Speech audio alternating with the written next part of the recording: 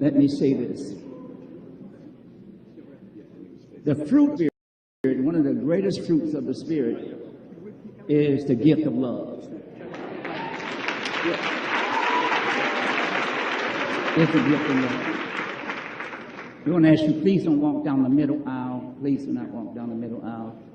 It's the fruit of love. And certainly we need love to unite this country.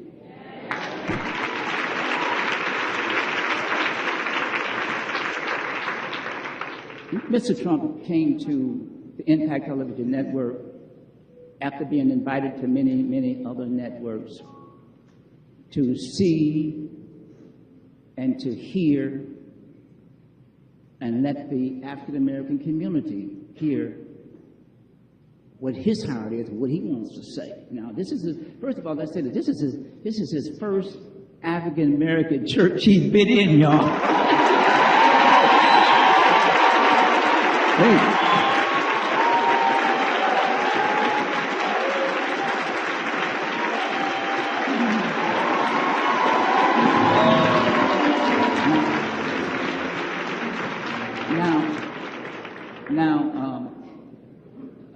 It's a little different than a Presbyterian church he was raised.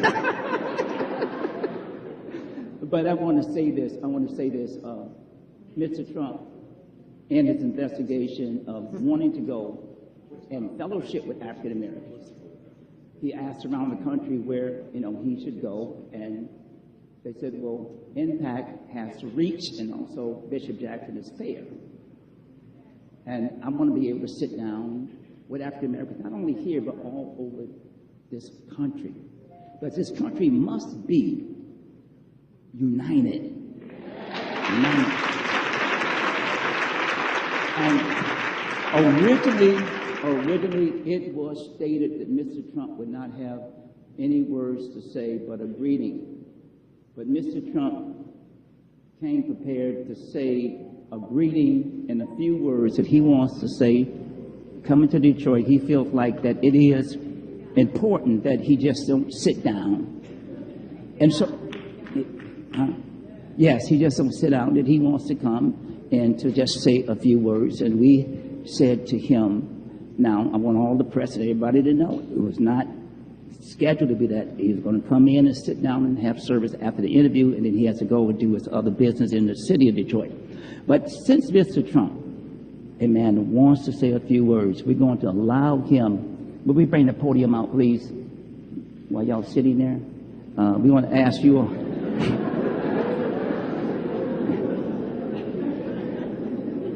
He wants to come up, Mr. Trump. Will you come? And would you stand? Would you stand, Mr. Trump, again? Thank you. Thank you very much.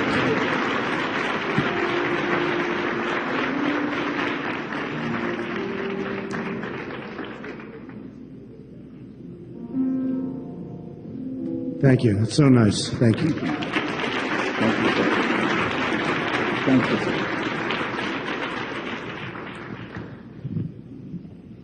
Well, that's so nice. And Bishop Jackson, I want to thank you and Dr. Jackson. And you have some voice, I have to say. Incredible. And some spirit. Some spirit. Ooh. Talent.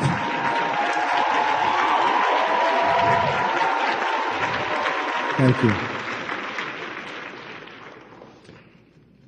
Well, I just wrote this the other day, knowing I'd be here, and I mean it from the heart. And I'd like to just read it, and I think you'll understand it maybe better than I do in certain ways. For centuries, the African American church has been the conscience of our country. So true. It's from the pews and pulpits and Christian teachings of black churches all across this land that the civil rights movement lifted up its soul and lifted up the soul of our nation. It's from these pews that our nation has been inspired toward a better moral character, a deeper concern for mankind, and spirit of charity and unity that binds us all together, and we are bound together, and I see that today. This has been an amazing day for me. The African American faith community has been one of God's greatest gifts to America and to its people. There is perhaps no action our leaders can take that would do more to heal our country and support our people than to provide a greater platform to the black churches and churchgoers. You do right every day by your community and your families. You raise children in the light of God. I will always support your church, always, and defend your right to worship. So important. I am here today to listen to your message, and I hope my presence here will also help your voice to reach new audiences in our country, and many of these audiences desperately need your spirit and your thought. I can tell you that. Christian faith is not the past, but the present and the future. Make it stronger. We'll make it stronger. And we'll open it up to great, great leaders like Pastor Jackson, Bishop Jackson, Dr. Jackson, and so many others, and so many others actually sitting here. Darrell Scott, we have, who's phenomenal, who's been with me for so long. Omarosa, who's actually a very nice person, but I don't want to say that, because I'll destroy her image by saying that, right? She's actually a very, very fine person and a pastor.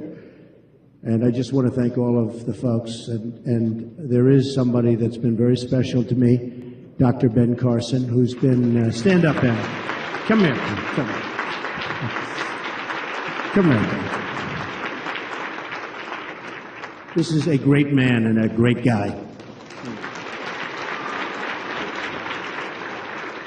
So as I prepare to campaign all across the nation and in every community, I will have an opportunity to lay out my plans for economic change, which will be so good for Detroit and so good for this community, because we're going to bring jobs back. I will have a chance, thank you, to bring them back. I'm taking them back from Mexico and everywhere else because they're gone. I will have a chance to discuss school choice, which is very important, and how to put every American on the ladder to success, a great education, a great job. But today, I just want to let you know that I am here to listen to you, and I've been doing that. And we had a fantastic interview with Bishop Jackson. It was really an amazing interview. He's better than the people that do that professionally, I will tell you.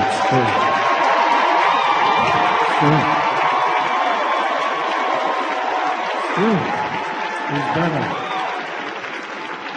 And I didn't really know what I was getting myself into. I didn't know, is this going to be nice? Is this going to be wild? He is a great gentleman and a very smart guy. I just hope you don't lose him to Hollywood. That's the only problem.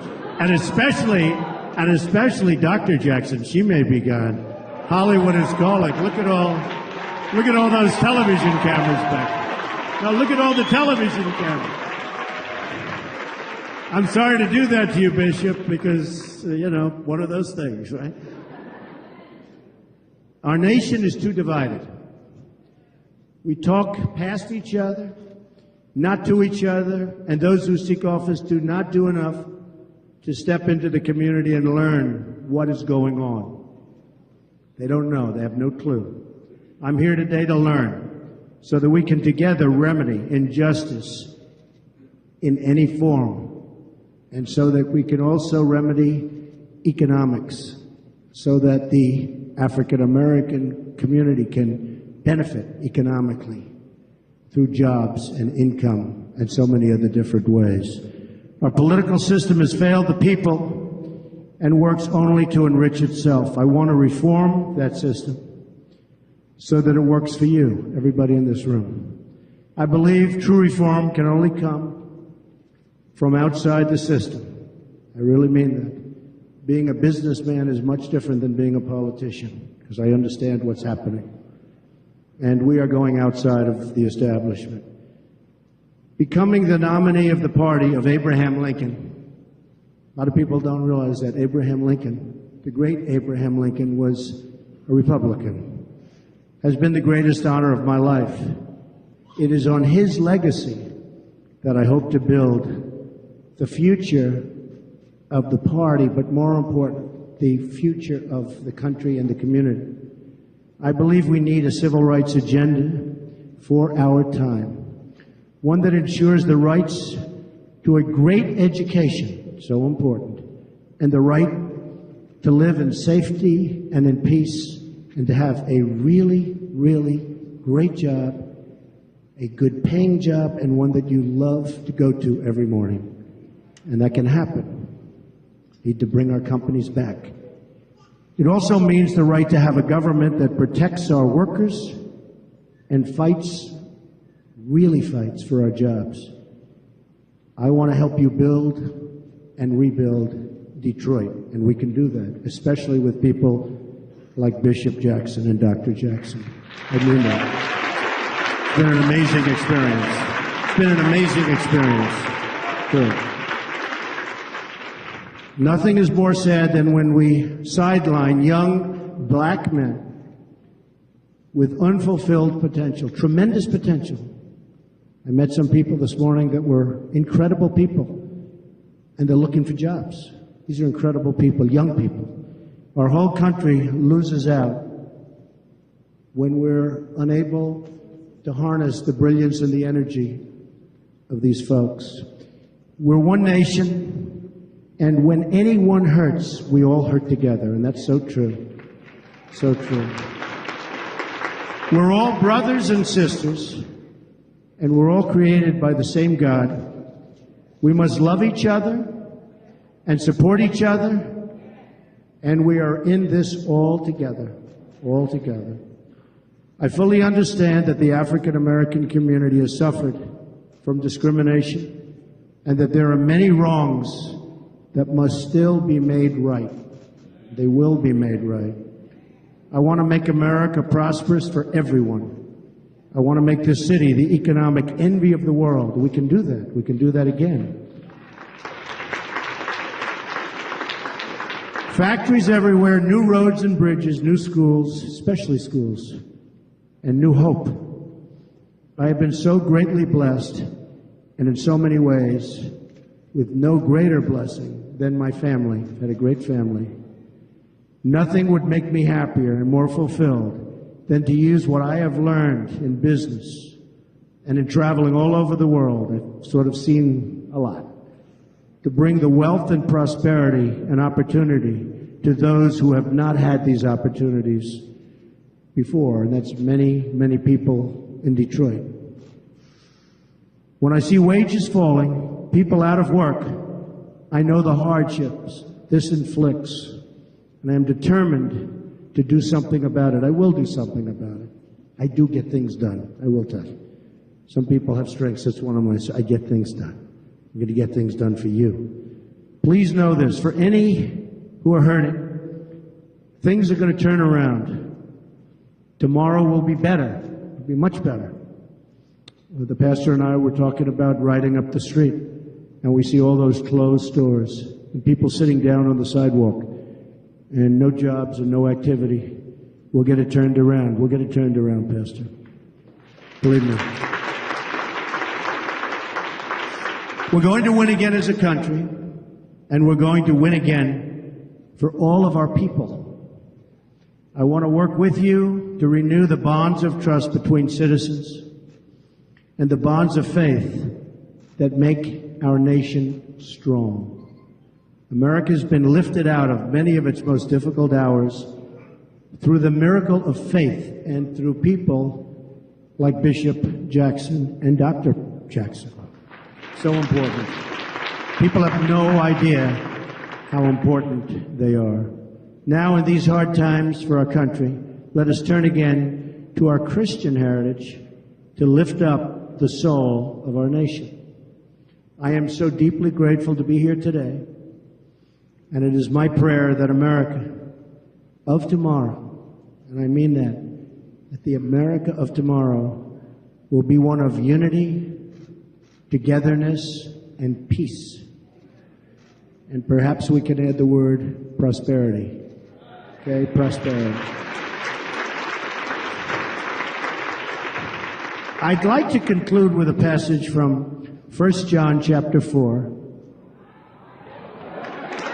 You know it. See, most groups I speak to don't know that, but we know it. If you want, we can say it together. No one has ever seen God, but if we love one another, God lives in us, and His love is made complete in us. And that's so true. Thank you very much. This has been such an honor. Thank you very much. Bishop, thank you, sir. Thank you. Thank you. Thank you, Bishop.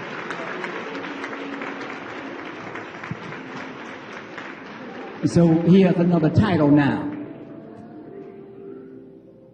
Preacher. Honey, would you come a moment? My wife and I want to give you something that's going to be a blessing to you.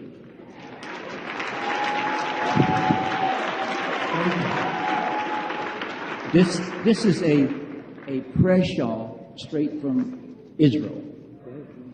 And with this prayer shawl, whenever you're, hold this for me, please. Whenever you're flying from coast to coast, I know you just came back from Mexico, and you'll be flying from city to city. There is an anointing. Anointing is the power of God.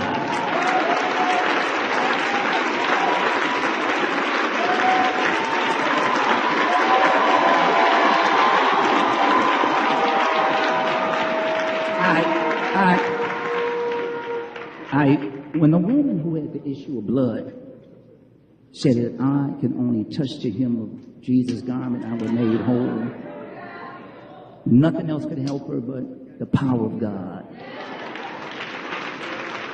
There's going to be some times in your life that you're going to feel forsaken. You're going to feel down. But the anointing is going to lift you up. I prayed over this personally, and I fasted over it.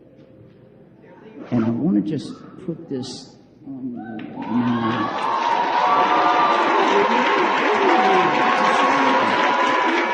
And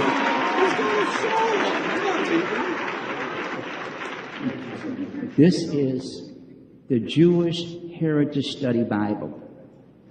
And we have it especially for you, and we have one for your wife. Because when things go down, you can study the Word of God.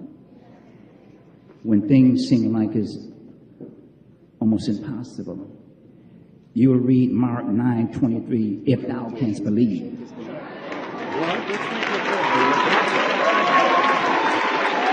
All things are possible